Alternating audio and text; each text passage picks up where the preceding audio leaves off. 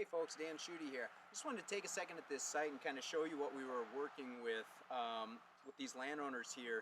You can see behind me we've got this dark soil berm built up, and the issue here was in front of me here there's kind of a downgrade towards the house, and as you look down the berm, right where that 4x4 is standing up, they had water that was coming down and then slipping over into their sidewalk and up against the back of their house. So a lot of times the first go-to in those situations is some sort of drain tile to bury and then direct the water to an outlet somewhere. And this is about the fourth project that we've actually built these berms at to kind of solve really similar problems. So what we did, we just brought in the soil, we wheelbarrowed it up here, and we just got this gradual berm built up. It didn't take much. Maybe it's 8 or 10 inches at its highest point. But otherwise, it wasn't a whole lot of effort to put that in. The cool thing about it, it's right next to the patio here. It's going to give a little vertical change to the landscape. And the other thing we wanted to mention about this site, in addition to the berm, is it's just a good opportunity to kind of show how we put down plastic. So as I back up here on this side, you can see we've already got the plastic kind of laid out against the forest edge there.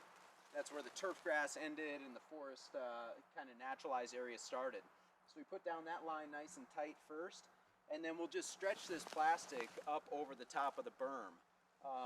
A few things about putting plastic on berms: as you're putting in staples, you want to pin it really well at the toe of the berm, and then wrap it over the berm really tight, and then pin it in on the other side. So once that's done, we've got a few logs that you might be able to see here on the edge. We just brought those as extra ballast for the black plastic. So if there's a wind that kicks up, Lake Superior is right behind us here.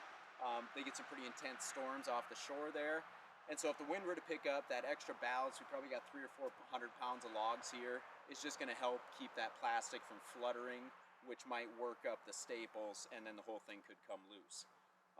So that ballast is a really useful tool. We'll likely put some at the toe of this slope here too, just to kind of help it settle in and maintain that toe where it is. And then next spring we'll come back, we'll put down the compost, we'll prepare the space, probably put a shallow basin in it to make sure the water moves how we want it to, with an outlet there at the far end of the berm.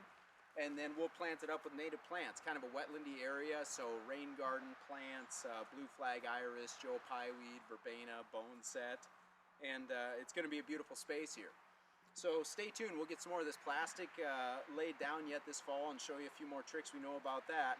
And we'll be happy to come back here next year too and kind of show you how this project shaped up. So thanks a lot.